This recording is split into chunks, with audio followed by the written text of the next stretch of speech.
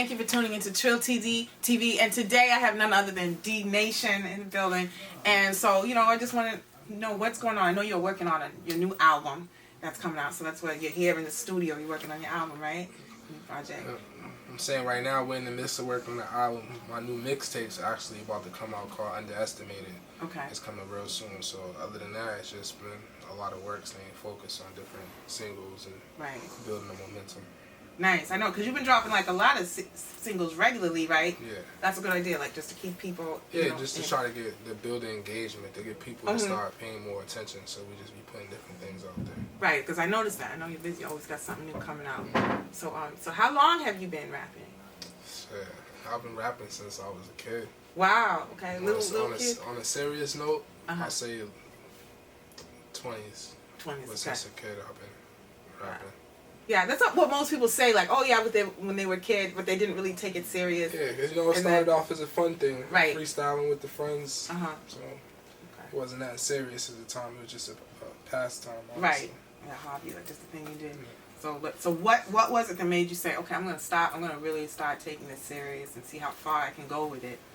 Well, I'll say because it brought me into a few different places. Okay. What I mean by different experiences, meeting different people, all off the straight for doing music. So once I started seeing a little bit of what it could bring for me if I really take it serious, and people started, liking and engaging to it, was like, all right, yeah, I need to start taking it serious. Right. Because at first it was like I ain't see no future with it. Oh, you didn't? Why not? Why not? Because I don't know, just coming from the areas we come from, coming from the places we live, is like it seems impossible to get out of them. Right. So it's like it's 1 out of a million. What's gonna make me stand out more than this guy? Yeah, I would say it's hard work. It's hard work and dedication, which you have. So I know you're from Boston, but like what part of Boston? Well, I was born in Boston City Hospital. Grew up in Roxbury, but I lived everywhere in Boston, Dorchester, Mattapan, Hyde Park. So I really don't have a set place I claim. I just say Boston because my mother moved a lot growing up. Okay, so definitely from Boston. So I gotta ask you, okay, your name is DNation. I gotta ask you, I know there has to be some kind of story behind that name.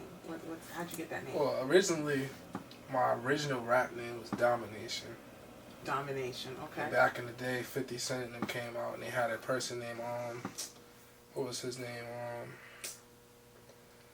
I forget his name. The person that 50 was beefing with, but the dude that 50 was beefing with had an artist named DNation. Oh, okay. And I seen him in the Source magazine and stuff back in the day, and I was like, damn, his name's DNation. Right, It's gonna be hard to try to push the same name. So I just cut it to DNation, and what DNation stands for is the world. I just want the world to embrace me. So instead of the nation, it's DNation. I like that. I knew there had to be a story behind that. So I mean, like how would you, if you had to like describe your music to somebody or your style, if they hadn't heard you yet, what would you describe it as? What would you say? Varieties. Okay. For the most part, like I like to write songs about life and things that's going on, and what brings out the best songs for me, to be real, is when I'm going through it. If I'm stressed out, aggravated, or just going through it in life, the struggle brings out my best music.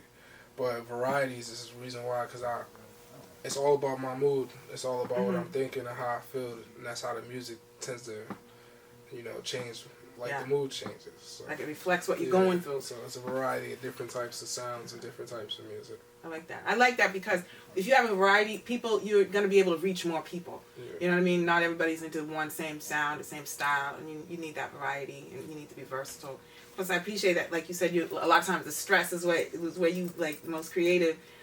Do you feel that it's kind of like can be kind of like therapeutic almost to do that? Yeah, I can't lie. Like stress sometimes brings the best out of me music-wise, because when I'm going through it, it's like my mind is just racing, and all I could do to clear it is to write songs. That's how I am. So it's like when I'm in a very, very happy place, I struggle more to write music. It's kind of when you have the writer's block. Yeah. Well, you could use that. I know what you're saying, but you could use it. Maybe one day write like a happy song, and get like But I hear you though, and that's good. I appreciate that you use the stuff you're going through, the stress or whatever, the real life situations, and put it into music, because that's how people are gonna really relate to your music, and they're gonna feel you. Because sometimes I love rap. I always grew up with hip hop and rap. sometimes I feel like some rappers, some of them are afraid to use the real stuff, or they think that everything has to be bravado, and that's okay. Sometimes that's part of it, but it can't all be that. So I appreciate that you're putting. I can't lie, like I always paid attention to the artists who stand out the most, the ones who actually became bigger than the average person, like for instance Tupac and Eminem and people like that. And what made them stand out so much was they was never afraid to say how they feel. Right. They was never afraid to tell how their personal outlook on life is, you feel me? Yeah. And a lot of artists, the reason why they can't break certain barriers is because, like you said, they are afraid. Yeah. They're afraid their boy might say something, their mother might say something. They're like, my mother uses drugs, or she did use drugs. And so it stops them from fully going past it. I think the best artist is an artist who's unapologetic. I agree with you. I like that. I like that word, unapologetic. You just, because you're a human. You just got to be real. I'm just living how I want to live and say what I want to say. Right. And I think that's the best type of artist. I think so too. I agree with you. Those are the people that you feel. And that's why Tupac, Eminem, that's why people still listen to Tupac. Because they feel it, because it was real. It wasn't just rah, rah, rah stuff, bravado all the time. You know, so I appreciate that. So like, now with songwriting, like, because you're a rapper, but you're also a songwriter, which I appreciate that because, you know, sometimes you have some rappers that they can rap. You know, of course they can rap, but they're maybe not that great at putting songs together. How did you kind of learn how to put songs together? Well, it all started from writing poems. Oh, okay. To be honest, like being a kid, like I got into poetry first, and then music just came after, and it was just like easier because I was already following a similar format. Right. So when it comes to writing stuff, it's like my challenge when it comes to writing is to take my time writing. Why you like to do it fast? I've always been a speed writer. I'll start something and finish it right then and there. So I never take the time to put this one together and add that one together and see how the long run would it turn. And that's something I'm working on, is how to take time to write a song, because I might be able to say something a little different, a little better, because I put more thought into it. Right. So how would you say, like for average, how long does it take you normally to write a song, like for the most part? If I'm in if I'm in the mood to write music, if I get in that zone, 5 minutes. 5 minutes? 7 minutes the most. 7 minutes for like a whole song beginning to end? Yeah, I'll write the chorus and I'll just keep going. Once I get into it, I'll just keep going. Okay, cool. That's fast. Like one time I had a challenge in New York because I had an artist who I met a while back, and I had to go to New York to do a song with him. Now when I got there, I got lost. So by the time we got there, they had literally 10 minutes left in the studio. Wow. So I had to come up with the verse, finish the verse, and record it with all in that time. So within 10 minutes? I started speed writing. Like when I said I started speed writing and I got it done though, it was like, yeah, I could do this. And did you like the result? You liked it? You felt good about it? Sometimes it's like I put myself under pressure. It's like I work better under pressure sometimes. Okay. So sometimes I forcefully put myself under pressure. Make sure. I wait till it's like it's crunch time, and I'm like, yeah, now I gotta do it now. Okay, and you feel like it comes out even better? Because it's a challenge. Nice. That's good that you challenge yourself as a writer. So what now? If you were to describe, like, what do you think is your greatest strength as a rapper? Like, what do you think? Painting a picture. Okay. Nice. I feel like I'm very good at painting a vivid picture, and that's my biggest strength. Because when I find a subject, I try to stick to it for the most part. Even though I do have some songs that might be jumping over here and jumping over there, but for the most part, I try to go straight forward from beginning to end. Nice. Do you stay focused on it? Yeah, so I try to stay. I try to imagine whatever story I'm telling. I put myself in those shoes at that point when I'm writing that song. Yeah. So I appreciate that, because people, like, when I think of like people that paint pictures, I think of Nas immediately. That's someone who I love. Yeah. But like when you hear his lyrics and when you hear yours, you paint a picture. You can really see it and feel it. You know, I respect that. I definitely give it to Nas. Nas is he has an amazing brain. Yeah. How he thinks. Yeah. I think he's very poetic too, and that's interesting. You said like you first came from just poetry, like in school writing poetry. So that probably, like you said, that gave you like your kind of like your foundation for rapping.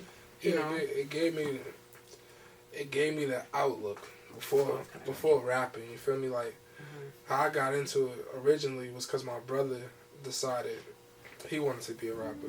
Okay. And Older or younger? Older brother. And I went to Boston Arts Academy for singing at the time. So I wanted to be a singer. Okay. So it just so happens, him coming to me, helped me with my demo. I see how fast, how easy it was for him to make a demo. And I'm like, yo, he could do that? I could do that. Yeah. So then I started trying to write a demo. And at first it was supposed to be R&B. And I'm like, you know what, I'm a rap. So I just started writing raps. So it just turned out. Oh, that's cool. So you're coming from like a music. So you come from a poetic background, but also music because you sang. Yeah, I went to Boston Arts Academy. That's great. Oh, okay. So you really have like a music background.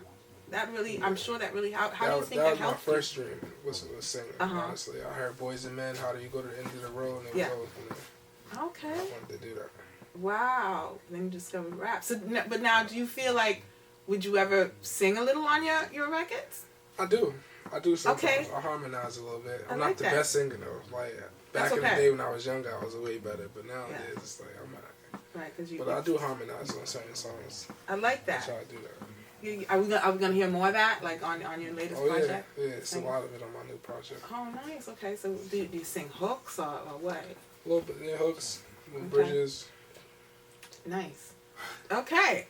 So now I gotta ask you, with everything, like with COVID, because I know, I had heard about you before, and then COVID happened, and I know you're still staying busy, but how has that affected you? With shows being shut down and just everything being so different now. Well, COVID honestly was a eye opener. Okay. Because before COVID, we had so many plans of different things we was gonna do. Mm-hmm, yeah. But COVID made me more so have to get back in the lab and really revise. Okay. It gave us more time to work on different things. So COVID was definitely an eye opener. It was a learning. If it wasn't for COVID, I wouldn't have learned a lot of different things that I have learned as far as how fast things was moving. You know, slowed it down. So it was like, all right, now you got to learn about advertisement. Now you got to learn about how to market this way. Now you got so COVID kind of, it was an eye opener. Mm-hmm.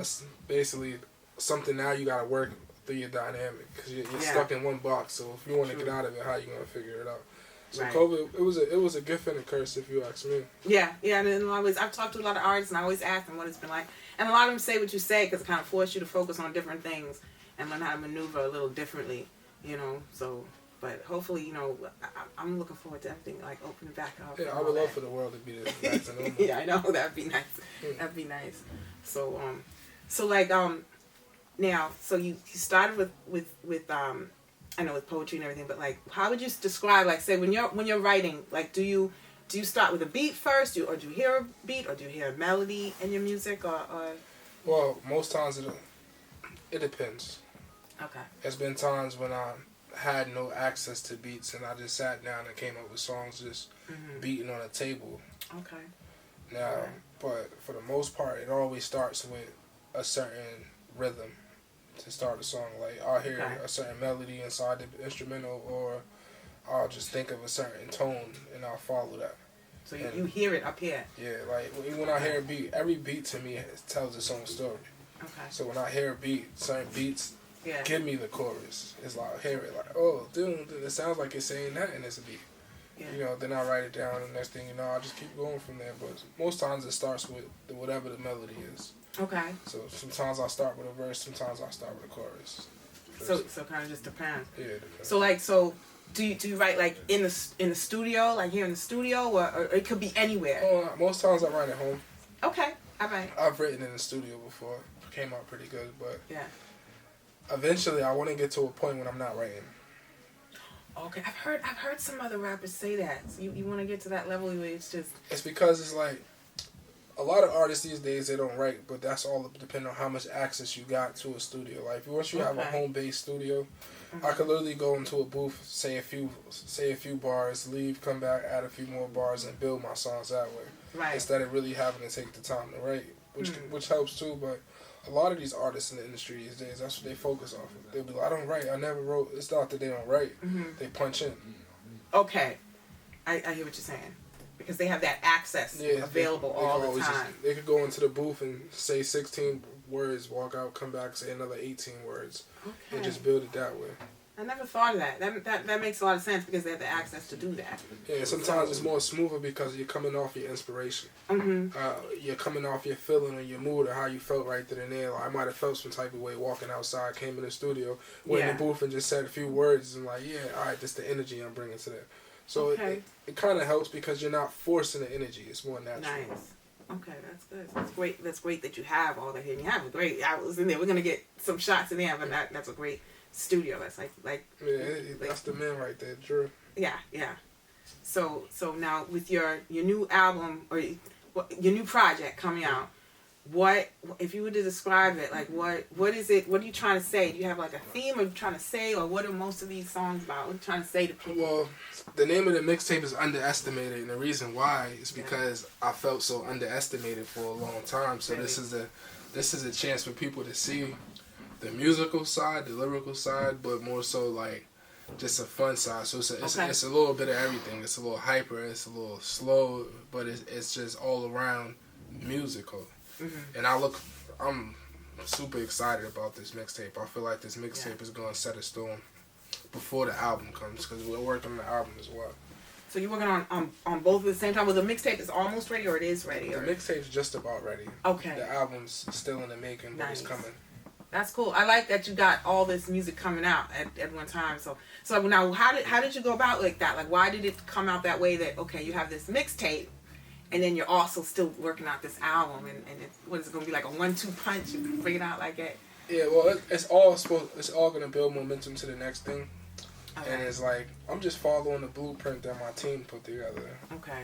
As far as they see a light, they see a certain way that things could be done, and if we do it that way and we follow through with it, things should turn out the way we want it to. Yeah. So I'm just following the blueprint. Nice. I like that. And that makes sense though because it takes a lot of time and a lot of money to make things like an official album. So, but you went ahead first and did the mixtape so you can get that content out of there and just show people who you are. Yeah. And I think that's a good plan because then people can see that mixtape will be the thing that can kind of introduce you, bring people in to let them know who you are. Then you hit them with the album. Yep. How would you, like, if you were to describe, like, say, is there a difference between, like, the mixtape versus the album? What would you say would be? Well, I think there's a difference in a lot of it because, like I said, most of my songs come out of moods. Right. So everything was in a different vibe. Okay.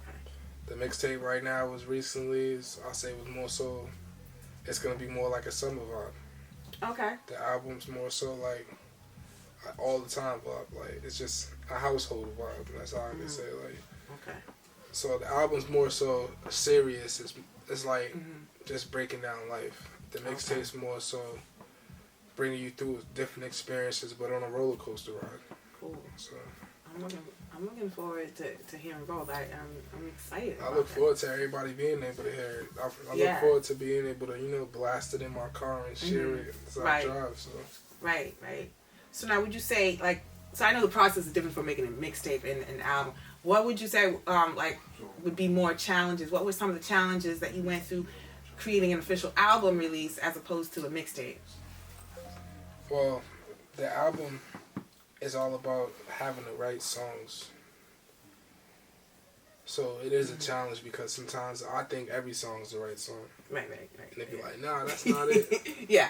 And I'll be like, nah, that's it. And they be like, nah, that's not it. And I'll be feeling like every song is it. Right. So it's like I have to. It's a challenge, especially being an artist who, being under management.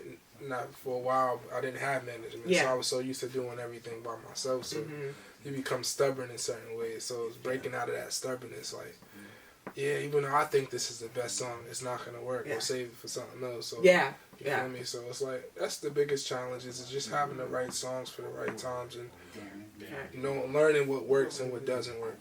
Yeah. That's good. That's good. It's good that you have such a great team. Because so what was it like? How would you describe before you had a team, before you had management, what was that like on a regular basis trying to push your music all by yourself? It was frustrating. It was a challenge, but at the same time, it was fun too back then because it's like I was so determined to build a name for myself. Yeah. So. Which I have to pull back in because I feel like since I've had management, I kind of got lazy. Okay. As far as that determination goes, and I gotta start remembering why I started this, where it came from, and where I wanted to go. Yeah.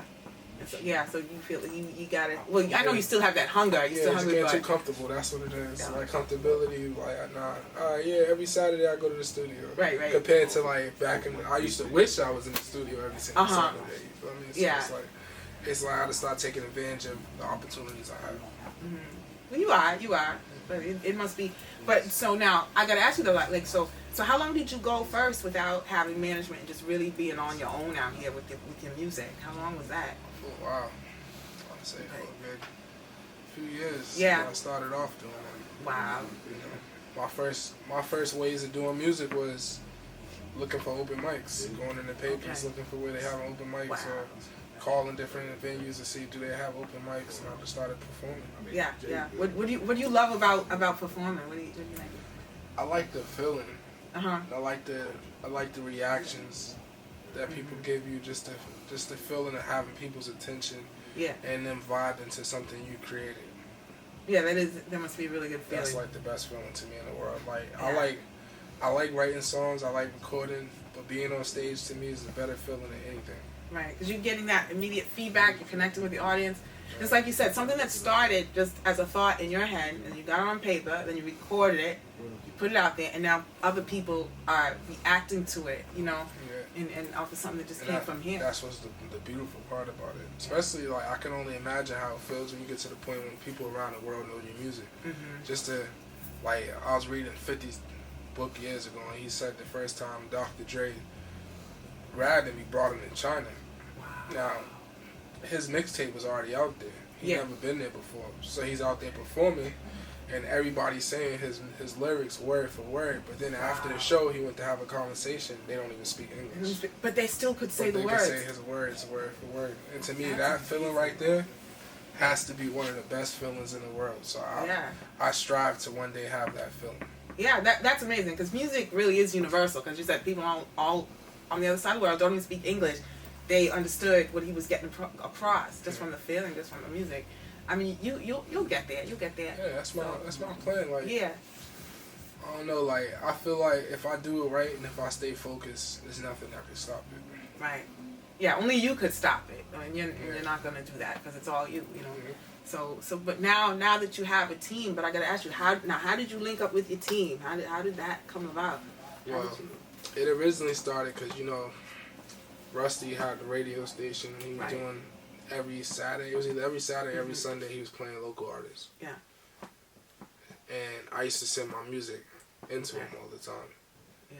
And at the same time, like he started talking about a while back how he was thinking about managing. And I used to start really plugging in with him. Yeah. Yo, if you decide to manage, think about me. Think about me. Kept hitting him up, and one day it's like I was going through it, and he reached out to me. And ever since then, we linked up, we talked, and it's just been on from there. Yeah, but I like that. That's good to see your progression. You know, you started on your own, and you linked up with somebody really good manager. Because I know it must be hard for some artists. They might link up with somebody, you know, some people, oh yeah, I'm gonna manage you, I'm gonna do this and do that. But not everybody can really deliver. You know what I mean? I had a million different people try to manage me, but really, a lot of people, they want to be a manager, but they don't know nothing about it. Yeah. They never managed before. They don't know how to reach out to people or build contacts. So it gets to the point you're still doing everything. Yeah, so then kind of what is the point? Yeah. What do you say to people like that? Like when that happened, you're like, what did you say? Like, you're fired. Yeah. You're fired. Or, you know, whatever. Like, but your manager is supposed to manage your business and find opportunities for you. So if they're not able, if you can do it better, if you were doing more on your own, then they don't really serve a purpose. But I'm glad you really have a team now. What would you say to artists that, like, they're coming out, but they don't have a team yet? Like, they don't have any connect, they don't have a team. What advice would you give them, you know? My biggest advice to them is, like, really try to figure out who's right to be in your circle. Because everybody's not meant to be in your circle. And that's one thing I come to realize in life. Everybody's not meant to go to the top with you. Okay. Everybody's not meant to sit at that table with you because a lot of people, their mind's on something totally, completely different than what your mind's on. Yeah. So, like, right now, my goal completely might just be music, but your goal might be music and women and money and trapping and whatever else like that. So, certain things might deteriorate, you feel me? Destroy what I'm trying to build. So, it's like, I realized the road to success could become a long road and it could become a lonely road at times because everybody is not meant to go with you. That's true. And your blessings are for you, not necessarily their blessing. But sometimes, you know, when people just leave your life, or that can be a blessing because they, like you said, they're not necessarily on the same page as you. And, you know, and that you don't want anything to hold you back. Yeah. So some people can't understand your journey. Mm-hmm. And that's what they say even in biblical times, and there's like a prophet's not recognized in his hometown. True. The thing about it, when people grew up around you, they're so used to you doing whatever they're doing. They're so used to you moving a certain way. So once you start doing anything abnormal, they don't understand it. Yeah. And that's just is what when it comes to music and anything like that. When you start becoming abnormal to people, it's like, oh, what's wrong with this person? Yeah. They don't understand it. They don't get it because it's not their path. Yeah, it's not what they expected. Some people feel like if I can't do it, well, you can't do it. So it's just the unexpected to them. Like, nah, it's not gonna happen. It's not possible. Right. Like so they're like, well, I knew you since you were 5. I knew you in grade school. So you can't be that person that you say you're gonna be or want to be. Yeah. So I come to the point in life is like, I just do it. Whatever happens, happens. I know I lost a lot of friends in this road. Yeah. And like, I still got mad love for them. Right. Everybody feels the type of way because they decide to feel some type of way. And it's what it is. It's right. That's what it is. But it's good because now that opens the doors for you to be with people that are at your level, that are on the same wavelength as you, positive like you. And that's what you want. You want, in order to build longevity, you want positive vibes. You want people that their minds on the same page as yours. You don't want to be deteriorated. I mean, like somebody that keep, you know, shifting your thought process. Yeah. Like tunnel vision is something to have. If you got tunnel vision, just see it through. That's how I see it. Right. So now with this album, where do you hope to see that take you? You know. Hold on, is that recently? Well, honestly, I just want my music to get me remembered for who I am and who I strive to be. I just would love for people around different areas to hear it and them to get tuned into it. To be real, my biggest goal is just for my music to touch houses, touch people's hearts. Like, even if it's only 10 people who heard it, but they loved it. Right. That 10 people mean I did something right. You feel me? Yeah. I did what I set out to do. I just want my music to live on. So, like, that's my biggest goal plan. Don't get me wrong. I would love to travel the world. I would love the fame and everything else that comes along with it. But my biggest key is just to get the music out there. Right. And that's how you're going to reach people. And I feel like, you know, it's the fame and all that, like you said, it becomes great. You know what I'm saying? But that's not your goal. Your goal is to reach people, and you're doing it already. Like I always like to say, you know, you're relevant. If people are feeling what you're doing, you're relevant. It doesn't matter, like you said, it doesn't matter if it's not like it's astronomical number, because there's some, you know, I love music, but there's some stuff, I see some stuff out there, and we got all these numbers and everything. I'm like, but that's trash. Like I don't care. Like for me, you know what I mean? I like music that I can feel, and I like your music because you're coming from a real place. So like I know you mentioned like. You mentioned Tupac, but like who would you say, or from any type of music, are you maybe some of your biggest influences, or who did you like grow up listening to the most? I'm saying when it comes to rap, my biggest artist was Tupac. Okay. When it comes to R&B, my biggest artist was Donald Jones. Oh, okay. Like when it comes to music in general, I just like storytellers. Like I listen to all types of music, but if it has a good hook, it has a catchy chorus, and it's a story that I could see from beginning to end, I listen to it. Like I like music, and that's just what it was. It's like even how you were saying with numbers, it's like it's all about building numbers, but even numbers don't mean nothing unless you're in the right position. And that's how I see it. Because I'll be honest, right now I got more numbers than most of the artists out here. Yeah. It doesn't matter. You feel me? Like I ain't gonna be the person. I can see people post top 10 artists in Boston all the time. my name don't always pop up. Yeah. I'm not bitter for it. No, Right. it is what it is. It's like I just gotta keep putting the work in to build my own name. That's Yeah. how I see it. And it's gonna, people gonna feel, yeah, like the numbers themselves, that's not what you're chasing after. You know, you're an artist. You know what I mean? So that's the most important thing. But also, you come, because like you said, you went to Boston Arts Academy, right? So you come from that artistic music background. How do you think that's helped you a lot? Do you think it kind of gives you maybe a little edge over some people that maybe they don't have? Yeah, because like you get a chance when you sit around, like going in that environment, being in Boston Arts Academy, I'm watching kids break dance and dancing in the cafeteria. Yeah. Then you got the art majors, people who could draw and all types of different things like that. So it was a very artistic place. So I just kind of read off the energy. So Yeah. things like that do help, to be real, because just listening to different genres of music helps. Yeah. Because it gives you a sense of different melodies and a sense of different tones compared to just rap. Yeah. You know, like, and for some people that they only listen to one thing, you can kind of hear it in their music, and then everything kind of sounds the same. And it's that, and then I think that also has a lot to do with, like, you know, a lot of people sometimes they think, oh, I gotta have, this is the style now. This is the flow I have to have now. This is the style now. So they imitate that, but that gets really old. It just gets like cookie cutter, you know, and like you have your own style. Like, you know that it's you. You hear like if I hear DNation, I know it's you. Like, oh, that's DNation. You don't sound like everybody else, like 10 other people. You know what I mean? So I feel that. I feel that a lot. So yeah, I try my best not to mimic the next person. Right. Like even right now, everybody sounds like Fabio Foreign. Everybody sounds like Pop Smoke. Cause they follow a wave. Right. And I think that's unfortunate because I grew up with rap, so I remember everybody, like, that was the worst thing you could do before, was biting somebody's style, their lyrics. It was the worst thing. Sounding like someone else was the worst thing. Everybody was striving to be different, and I'm hoping it'll come. We gotta go back the other way.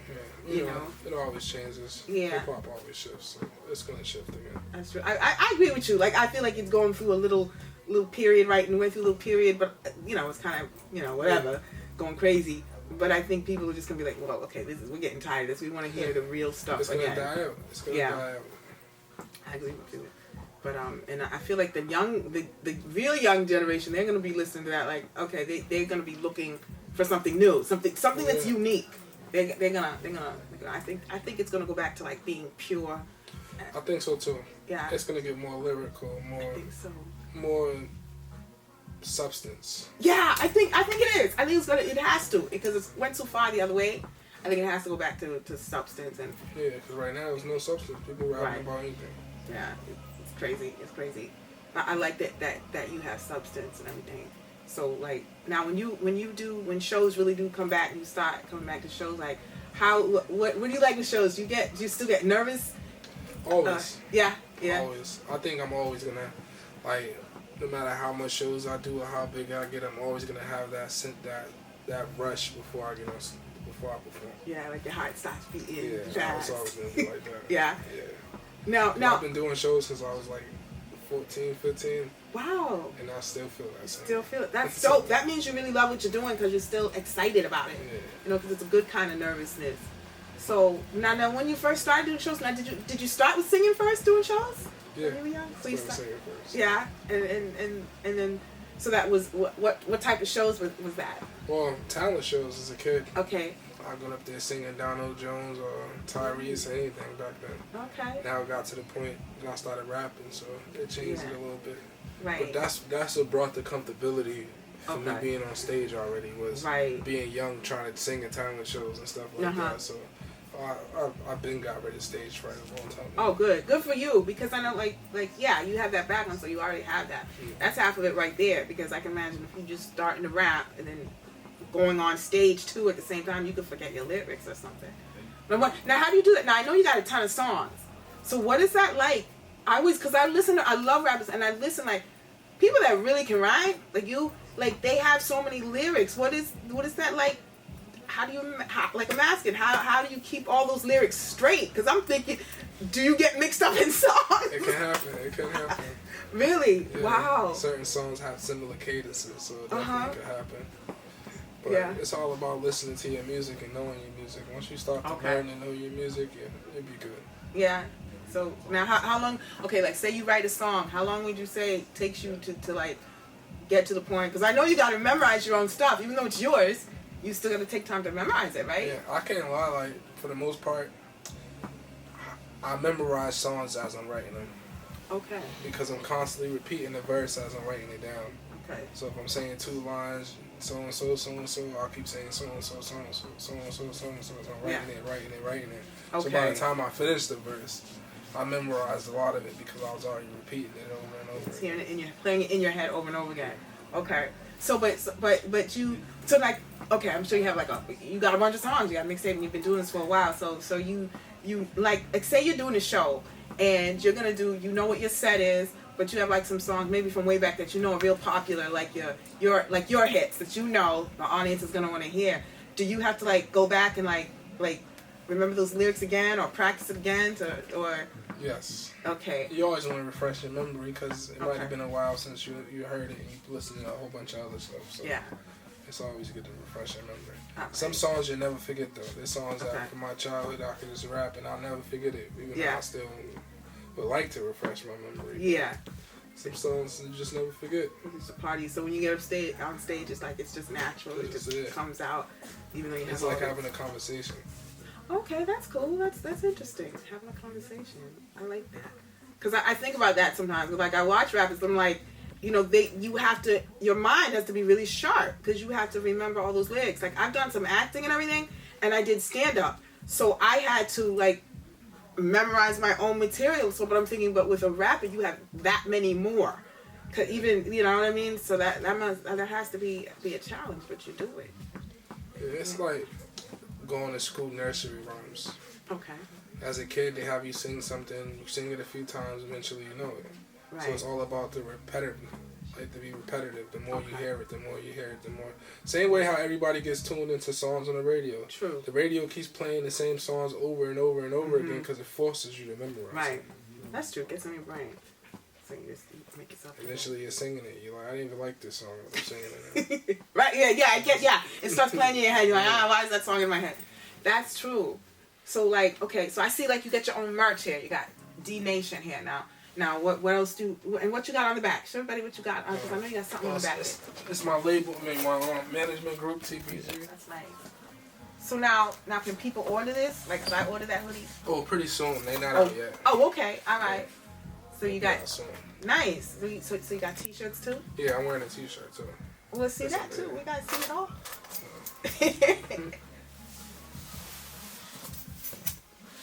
Okay, very nice. And it's got the same logo on the back. Yeah, I like it. That's exactly. Good. We're planning on having jackets. Are you going to have jackets too? Yeah. All right. I like that. I like seeing artists, you know, have their merch, have all this stuff together, you know, to promote yourself. It's all about self-promotion. So.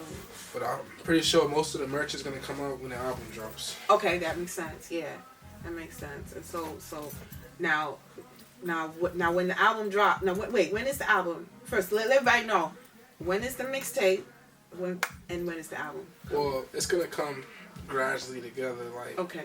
I'll say the mixtape is dropping around June. All right, cool. The album probably be August, September. Nice. Okay. I like that. So you're hitting people with a lot of content at once. Can I interrupt? Can I fix that? Please The mixtape. You got another single coming out this month. Okay. By the end of the month, that mixtape comes out in May, and the album will come out in June. Okay, so you got more going on than you realize. That's good. So people have stuff to look forward to. Now the single. What's the name of that single that's dropping first? Well, the single that's coming out is called "Mama Loves Me." Mama Loves Me. Okay. Yeah. All right. Oh, that's dope. It'll be like right on time for Mother's Day. Everybody's gonna feel that. Everybody can feel that. You know what I mean? I'm looking forward to that. And so you got those going on now. And then, well, he just said when the album is coming out. So you got a lot of stuff that you're working on now. Do you how do you like with promo? It must be a lot easier now to promote now that you have this team behind you, right? Yeah. Oh yeah, it is, but it could be difficult too. Like how? I just gotta be more. I just gotta be 100% focused on promoting.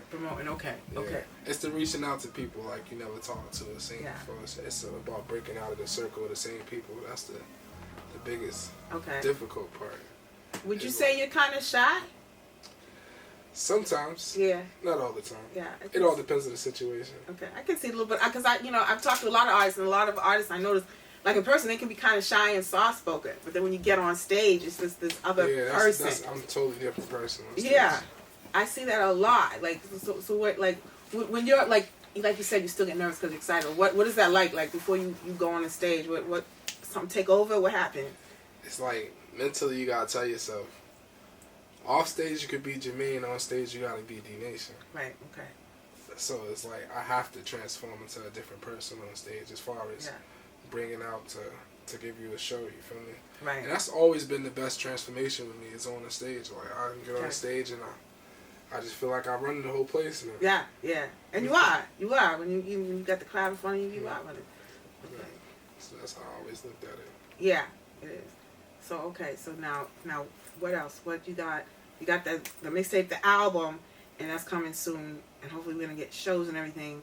So but let everybody know, where can we find all of your music? Well, right now I have a few singles out that you can actually listen to, download, stream right now. My first single I dropped was Die Winning. Die Winning? Yeah, Okay. Die Winning. It's a very, very powerful song. It's about, growing up, struggling, about the COVID situation that's going on right now. Okay. After that, I have another single called the DNA Freestyle. DNA Freestyle. Oh, I like that. I like the name of that. That's out right now. Where can they find it? You can find it on Tidal, Spotify, Apple Music. Nice. It's on all the platforms. The music videos on YouTube for both of those, and I also have another one that I just dropped called Get You a Bag. Get You a Bag's on all platforms also. But yeah, you can look me up. I'm on SoundCloud. I'm on datpiff.com. I'm on Audio Mac. I'm on just about every single platform when it comes to music. Nice. Yeah, that's what you got to do. You got to really get it out there. And I've looked. You have a lot of content. So you have a lot. So and that's good. You got the new stuff coming out because you know what's going to happen, and people are going to check out your new stuff. Then they're going to go back and look at your old stuff too because it's new to them. So you constantly have stuff with people. How important would you say it's constantly being like putting out content on a consistent basis? How important would you say that is? Honestly, it's very important to have content, but it's very important to have right timing too. Okay, explain that. Because what I mean, like prior before having management, I'll freestyle constantly, record songs, and just drop them. Okay. Dropping songs constantly, not building no momentum. Okay. Nobody even knows the song I dropped. Right. And it's like, you don't want to over flood people. Okay. Because if you're doing too much, people get annoyed by that. They be like, yeah, I seen it already. Okay. So sometimes it's good to have the shock factor, you feel me? Like trying to hold back, lay low for a little while. Then drop. Then hit them. So now, do you think you've learned that by dealing with management and having a team? You've learned that now? I definitely learned that there's a patience level. You can't rush everything. Because trust and believe, if it was just me doing stuff, I probably dropped everything already. Yeah. They're probably like, wait, hold on. Okay. Yeah, so it's a timing thing. I'd have had like 1,000 songs out right now. So Right. It's like, but it all have been a waste because you're just doing too much. So I understand the process and the reason why behind it.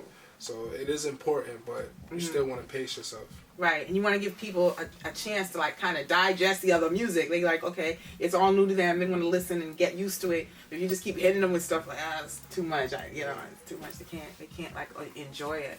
So you don't want to become like over relevant. What I mean by that is people see you too much. Yeah. Get to that point that it's like they're tired of you. I'm not trying to pay this guy no attention. Yeah. You don't want. So okay. So now, what would you say by working with management and everything? What would you say is one of the biggest things you've learned from having a whole team behind you? I don't know everything. Oh, that's good. I could say that's the biggest thing I learned. I still be thinking I know a lot, but I don't know everything. That's nice. That's good that you have that humility. Because if you don't have humility, then you never learn. You're like, I'm good. I'm perfect. I know everything already. You know what I mean? Probably before having a manager, I could have told you I knew everything about music. Okay. I'd have been like, I know how to run it. I know how to go in it. I know what the industry wants. I could have said all that. Yeah. But the truth is I didn't know nothing. Yeah, so you thought. So I'm still learning. Good. You're a work in progress. I appreciate that. So anyway, just tell everybody again, like, okay, where can they find all of your music or anything? You can find me at YouTube.com/Boston's Prince. You can find me at Twitter /TheRealDNation, Instagram /TheRealDNation, Facebook at Boston's Prince DNation. You also can find me on thatpiff.com at TheRealDNation, iTunes The Real DNation, Spotify The Real DNation, Tidal The Real DNation. If you Google The Real DNation, and what I mean by The Real DNation, all one word, I'll pop up. Okay. But I'm pretty, right now the website's being built, so Nice. we're building that, so I'm about to be everywhere. You can also check me out on 87.7 FM. They be playing my music all the time. You can tune in and listen out for DNation on there. You'll see me pop up. So. Okay. Now, what's the name of the show though? So that people know. Jeff 2 Times. Okay. You know, the City Shaker, or also DJ Dex. Either one of them, they always spinning. So. Cool. Okay. So you're everywhere, all over the city, and you going beyond and Well, beyond. I'm partly somewhere. I'm not everywhere yet, but I'm working on being everywhere. Right. That's the main goal, to be worldwide, not just Boston. Mm-hmm. Yeah, definitely. Yeah. I don't want to just be a local Boston rapper. Right. Yeah. No, definitely. And you're gonna get that, and once things start opening up, and when the album comes up, and I know your team, I know they got a plan. I know they got a plan for you. So I'm thank you so much for coming, for giving the time. Let us come in here today and talking with us. I appreciate y'all taking the time, honestly. Yeah, no, I know. Definitely appreciate it. I appreciate it, you know. You're a great guest, you're a great artist, and I encourage everybody, check him out. Go back now, look at his old music. You saw he's everywhere, you can't miss him. Check him out, support this brother, and he's a great artist. Yeah, make sure y'all download, get you a bag, download Die Winning. Download everything that I put out right now. Check it out. It's your boy DNation, The Real DNation. Just Google me, find me, do your research, and stay tuned.